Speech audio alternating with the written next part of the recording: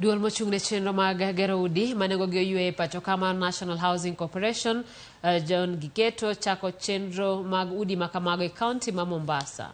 Jakom board mar duolno Yusuf Chanzu koni piny owacho sani geto gero ute mag gorofa 10 kaka yo achiel mar rakore gi wach nok mar lope mag gedo. Jakomno bende okwayo jo Kenya mondo sir lwedo juok mar kwan atamalo 1.5 michano ng'ade osara mag jotich magero tayo gedo mag udigo. Ten board no ne loso Likoni ma en achiel kuom kuonde ma ichan gerie utego mikoni biro duoko chien wach nok mar ute dak makono. We want to negotiate tuone kama naweza kujenga hizi nyumba badala ya kujenga kama ile ambayo tunajenga hii ya gorofa 5, tunataka tuongeze iwe 10 floors and zaidi. Hii ni mradi ambao tunataka tufanye kila county.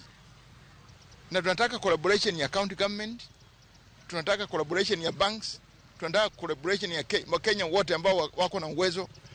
Tunataka collaboration hata na company. Jagoro mongirore migao mar KOP puothe